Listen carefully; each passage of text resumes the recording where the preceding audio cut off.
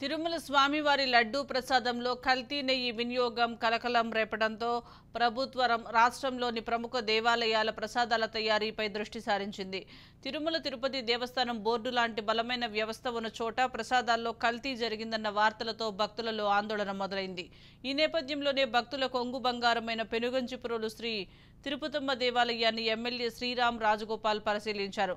ఆలయంలో ప్రసాదంగా తయారీ కేంద్రాన్ని, లడ్డూ తయారీని పరిశీలించారు.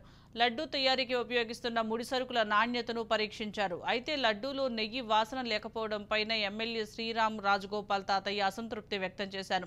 లడ్డూ ప్రసాదానికి ఉపయోగించే శనగపిండి, జీడిపప్పు, నెయ్యి, యాలకులు, కిస్మిస్లు నాసిరకంగా ఉన్నాయని, లడ్డూ ప్రసాదానికి ఉపయోగించే పదార్థాల నాణ్యత నిర్ధారణ చేయాలని ఎమ్మెల్యే అధికారులను ఆదేశించారు.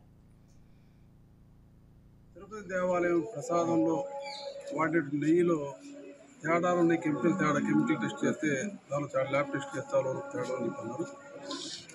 దాని పరిణామంలో ఈరోజు మరి ప్రత్యేకంగా పెనుగంచిప్రోలు దేవాలయానికి, తిరుమల దేవాలయానికి వచ్చాం.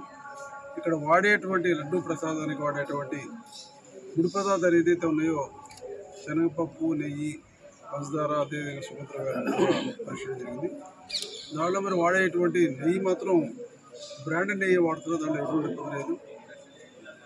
శనగపప్పుని పిండి తయారు చేసుకుని లడ్డూలు వాడేవాళ్ళు, అటువంటి ప్రికాషన్ తీసుకోమని చెప్పాను. అదేవిధంగా సుగంధ ద్రవ్యాలు ఏదైతే ఉందో జీడిపప్పు చూస్తూ ఉంటే క్వాలిటీ అంతగా లేదు. దాంట్లో బ్రోకెన్ శాతం ఎక్కువ ఉంది. కాబట్టి అటువంటి విషయంలో మంచిది భవిష్యత్తులో తీసుకునేటువంటి జంటర్లో న్యూట్రాటర్లో నాణ్యత కలిగినటువంటి జీడిపప్పు తీసుకోమని చెప్పాను.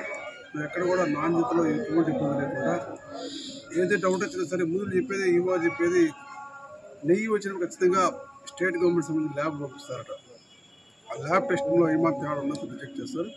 ఎటువంటి ఇబ్బంది లేకుండా భక్తుల యొక్క మనోభావాలు ఇబ్బంది లేకుండా చేయమని చెప్పాను. తిరుపతి దేవాలయం ప్రసాద్